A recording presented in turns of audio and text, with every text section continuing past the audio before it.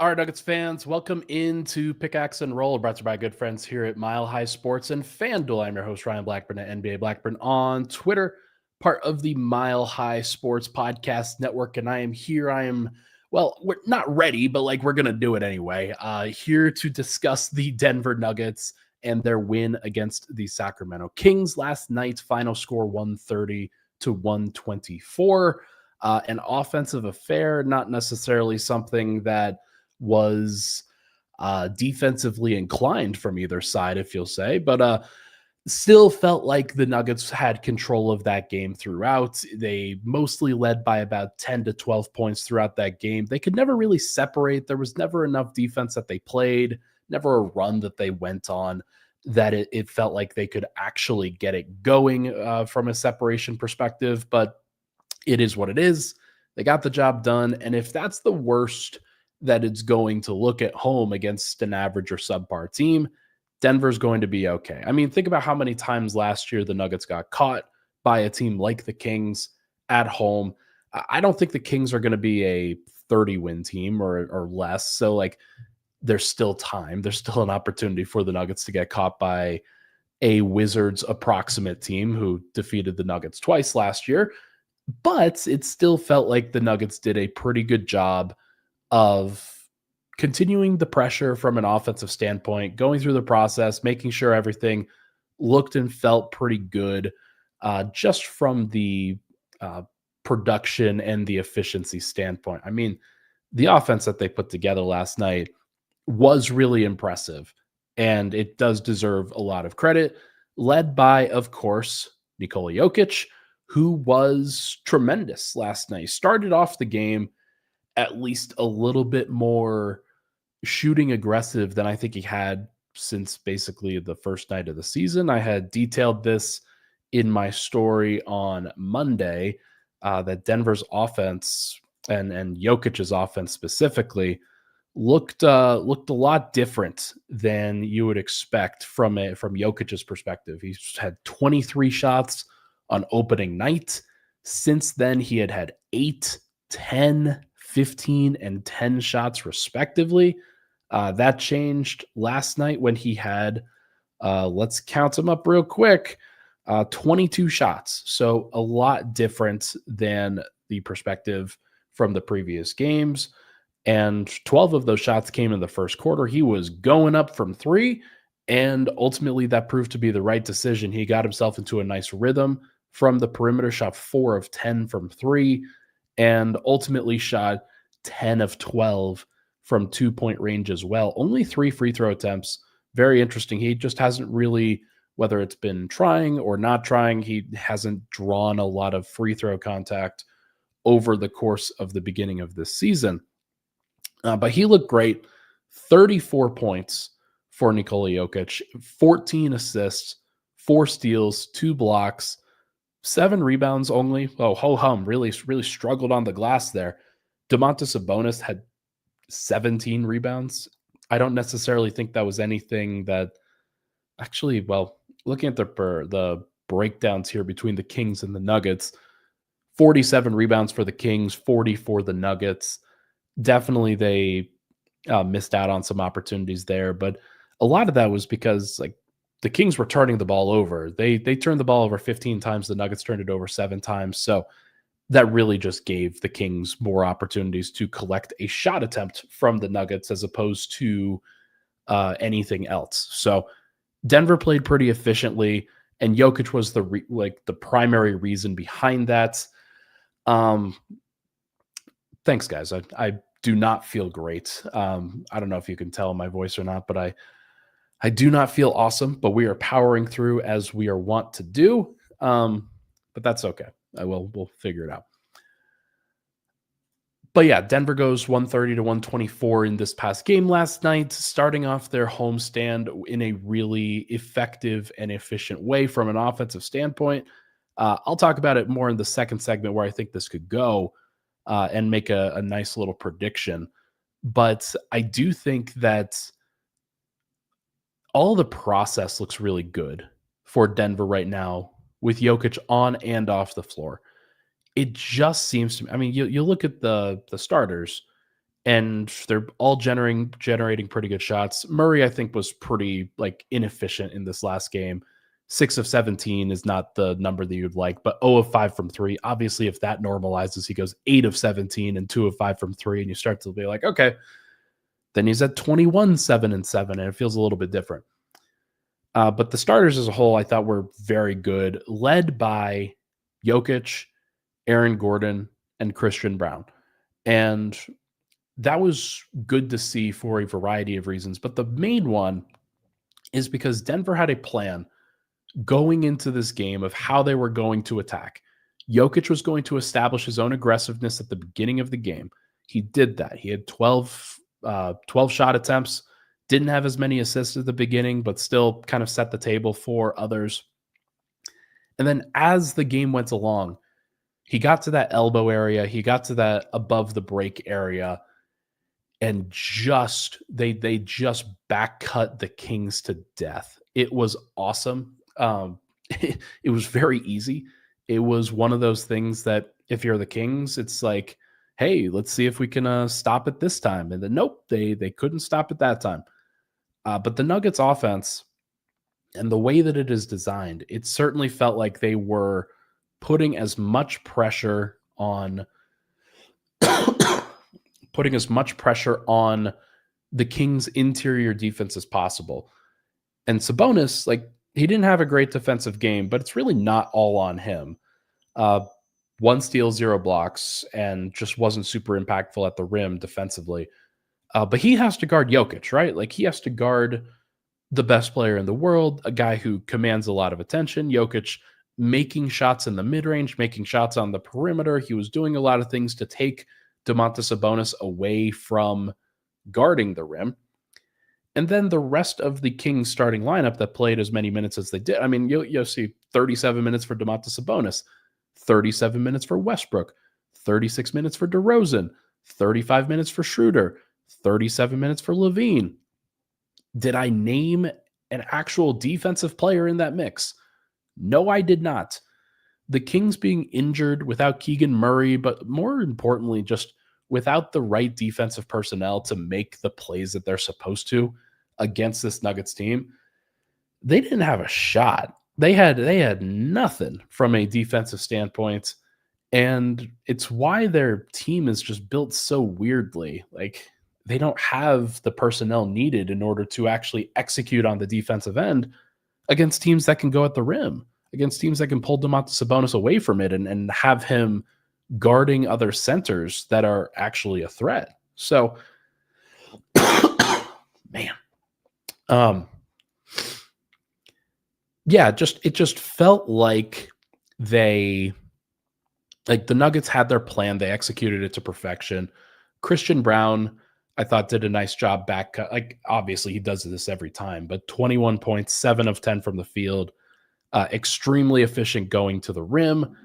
Aaron Gordon, I thought, did a lot of the same things. 6 of 11 from the field, did go 3 of 6 from 3, but between Brown drawing 9 free throw attempts, Aaron Gordon drawing 6, and then those guys just playing efficient basketball at the rim, there was nothing the Kings could do to stop the plan the Nuggets were trying to get into. Bruce Brown took advantage of this as well.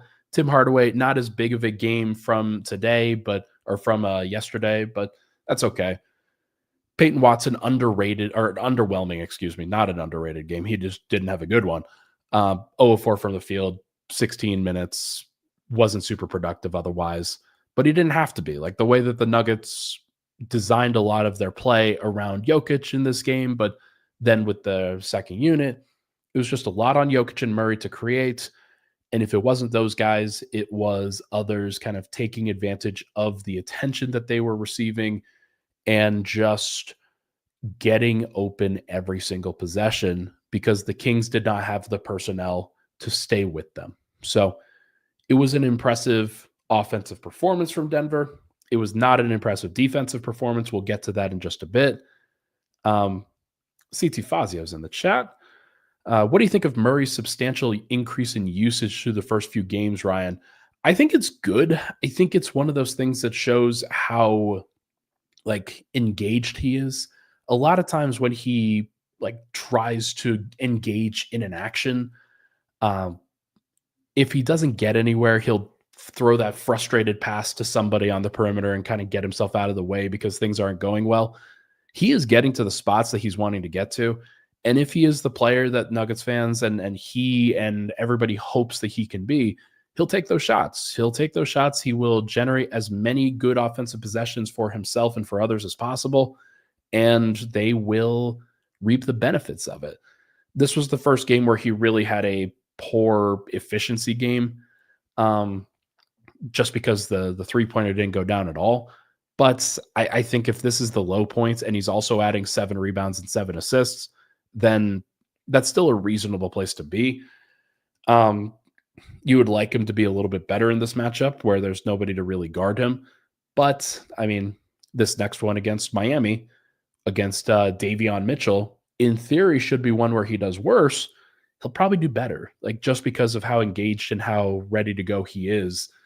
The calf injury, I think, it's an interesting wrinkle in all of this, but I do think that Murray is still in a good place for what the Nuggets are trying to accomplish.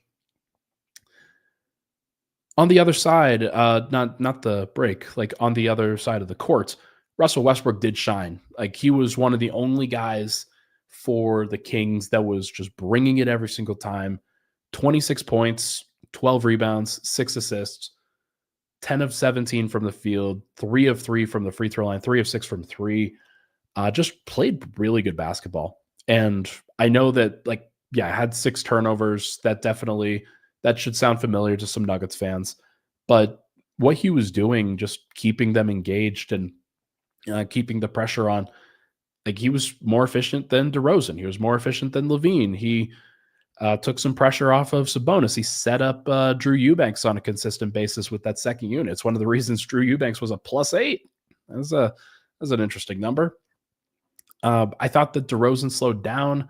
Thought that Levine was just kind of floating out there for much of the time. Schroeder, I thought, did a nice job of setting the table for a lot of people, but Sabonis just kind of there in their offense as a hub, not necessarily doing much of anything from an offensive standpoint. But Westbrook, I thought, did a really nice job for them offensively. It's one of the reasons why they scored 124, and it just wasn't good enough because the Nuggets scored more. Like, it wasn't anything that the Nuggets actually did against them.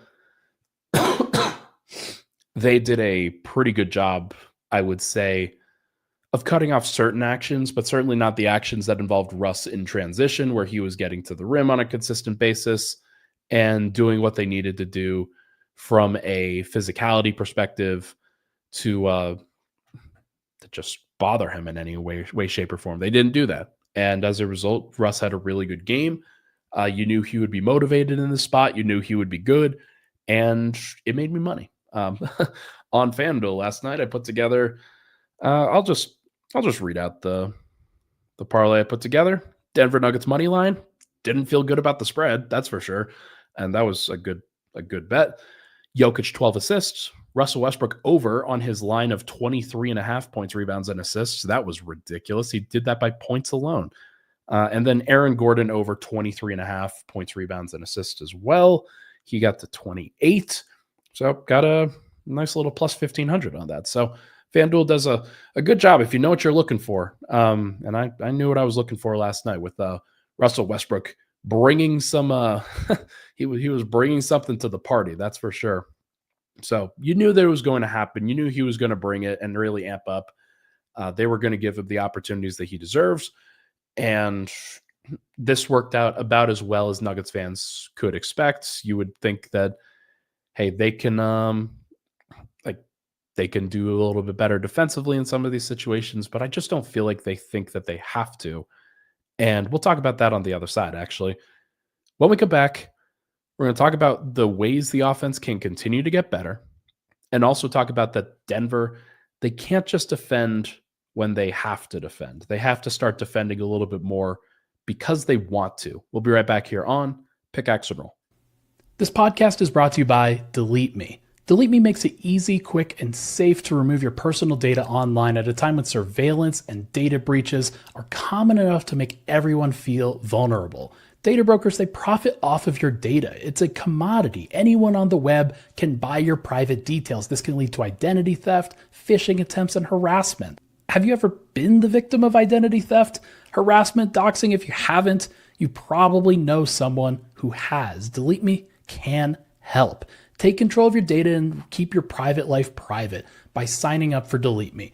Now at a special discount for our listeners. Get 20% off your Delete Me plan when you go to deleteme.com/hit and use promo code HIT at checkout. The only way to get 20% off is to go to joindeleteme.com/HIT and enter code HIT at checkout. That's joindeleteme.com/HIT, code HIT. All right, we are back. Pickaxe and Roll, Ryan Blackburn here. Thank you so much for tuning into the show. Hit that like button, hit that subscribe button for this sick boy. You would, I'd really appreciate it. Sorry if it's not the most appealing listen for those that are listening to me coughing on this particular show. I'm doing my best. I skipped the game last night, watched from home, but I have to do my best because that's I was so freaking annoyed because this is the first game at Ball Arena that I've missed since February of 2024. I made it a massive priority that, hey, I'm not really traveling with the team. There's only half of the games that I can realistically go to. Let's not miss any of those. I made every single game last year. It was actually pretty impressive because at one of those games, my car died. But we move, we do our best. So thank you for the love and support as always, folks. Okay. Let's talk about the delineations between offense and defense for the Nuggets right now. Offensively, I mean, it's hard to complain that much offensively because Denver last night, ESPN has them at a 122.8 offensive rating against the Kings. And they did that while shooting 12 of 38 from three, and it's only 31.6%. They only grabbed 8 offensive rebounds. There's certainly things that they could have done better. They shot really efficiently from 2, and they also great. They didn't turn the ball over. That's a really big deal. Against the Kings, you would expect things to get a little bit sloppy. There were a couple of possessions where it got a little bit that way, but only 7 turnovers is a really great number in a high-paced game like they played. I thought that they did a really nice job, and everything made a lot of sense. But imagine what it would look like if everything was firing on all cylinders. There are going to be some games where it does that. And I know that probably sounds like wishful thinking to some people. I think that the Nuggets are in line to explode on the rest of this homestand. I think that over the course, and this is my prediction, you can go on FanDuel and bet the overs if you want to. I think the Nuggets are in line to put up some crooked numbers from an offensive standpoint. I think that in 2 of the next 3 games, they're going to score at least 140 points. And that's because one of these days, they're finally going to hit the open threes that they're generating, whether it's Cam Johnson, who's 0 of 5 from 3 and just has struggled for much of the year, if it's Jamal Murray, who was 0 of 5 and just didn't look as effective. He's getting these wide open set shots in the left corner sometimes off of kickouts, or they're just passing it into Jokic and he's firing a pass 1 pass away to a wide open guy after a double. It feels like the offense is just liable to explode very quickly. I don't know when exactly it's going to happen, but I'm going to make a bold prediction. Over 2 of the next 3 games, the Nuggets will score 140 points, which is that's a crazy tally, even for this high pace offense, this high pace feel, this modern age that the Nuggets are in. It feels like the Nuggets are in a really good rhythm on an offensive end. And it's just about converting on those possessions. Now, Joel Valdez says it here. It seems like the Nuggets are just trying to outscore their opponents. Not amazed at all. I will agree about last night. That is how it felt. I will disagree about the first 5 games. Um, their defense through the first 5 games was really good. I know it like the numbers don't always the numbers bear it out. Like they were 4th in the entire NBA in defensive rating for the first 5 games. They didn't look like the 4th best team. I think they're getting a little bit lucky on opponent threes right now. Like Denver last night gave up 9 of 27, I think the number was, from 3. And it felt like they could have been better guarding the perimeter, getting out to those guys, but also like the Kings didn't want to do that. They wanted to keep attacking.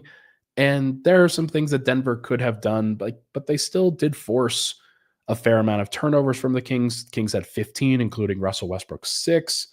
And there were enough turnovers that they forced. There were enough misses that they forced on occasion. Kings did get to the free throw line 25 times, made 21.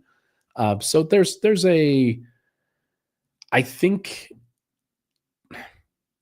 I do agree with you, Joel, that Denver can't just defend when you have to. When you have to defend, those are the games against the Cavs or the Knicks or the Thunder or any of these other elite offenses where, okay, the only way you're going to keep up with them is if you slow them down in some way, shape, or form. Obviously, Denver needs to defend in those games, but it's not just those. Like it is the ones where the Kings, who are not a great offense, but are a good enough offense that if you give them open shots, they're going to take them and they're going to make them. Like DeMar DeRozan got to a spot a lot in this last game. Russell Westbrook drove to the lane. He also made some open threes, and Denver was more than happy to give those up. Schroeder, he got to his spot in pick and roll on a consistent amount. They were the pull-up twos. They were very good in rhythm. And then, like, there were a couple times where Drew Eubanks was set up in the middle. Domantas Sabonis was set up in the middle. And so the offense for the Kings was pretty solid, but Denver didn't do anything to really disrupt. They just knew that they could score 130 and thought that the Kings couldn't. And the Kings nearly did. They were very close. So I think that Denver at this stage is close. Like they're not that far away from what you're looking for from an offensive and defensive standpoint. I think they're liable to go off a couple times on offense over the course of this next week. Defensively, they may not have to. They may not have to defend. And again, it's early November. This is not the time where Denver usually locks in. Even during the championship year, they were not locked in until December. Like November was a far cry for when they were actually supposed to be defending. I think that they've shown enough. Cam Johnson's actually been surprisingly good to me defensively. There's a lot of folks that are complaining about him on both the offensive and defensive end. I don't have any complaints with Cam on the defensive end. There are some times where he gets lost, but like for the most part, he is very much dialed into what the Nuggets want to do. He was the only guy in the fourth quarter last night that was contesting really well on the perimeter. I think that he is fitting into what they want to do on that end. I think Christian Braun will continue to take steps forward.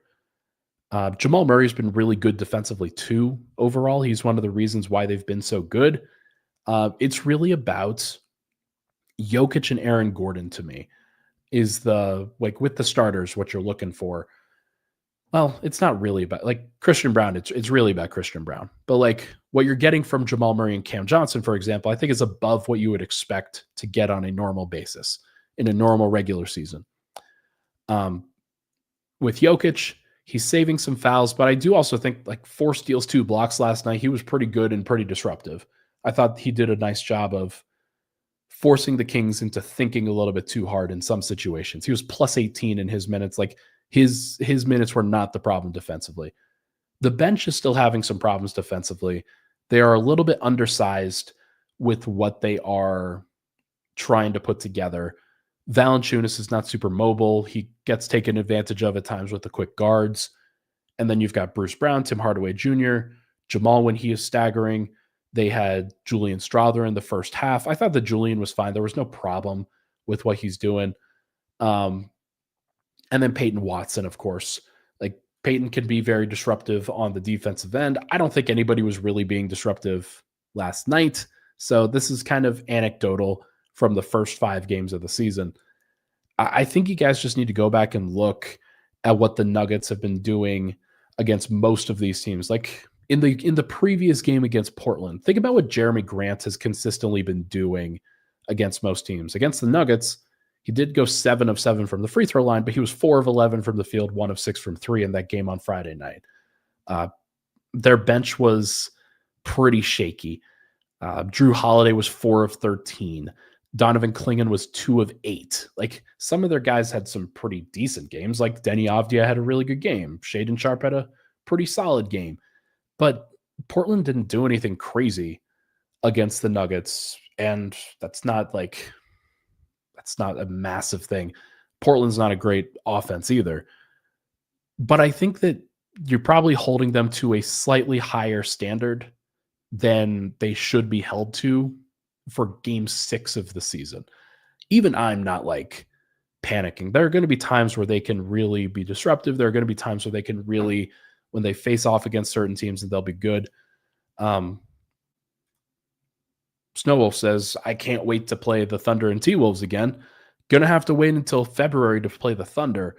But against the T-Wolves, didn't they do a pretty good offense or defensively? They were not good in the first half against the T-Wolves, but they found some ways to guard against the T-Wolves in that particular game. Yes, it was without Anthony Edwards, but they ultimately started forcing, especially in those closing minutes against the T-Wolves, they started forcing them and Jaden McDaniels, Julius Randle, Dante DiVincenzo into some really bad possessions. So I think you're holding them to a slightly higher standard than they need to be.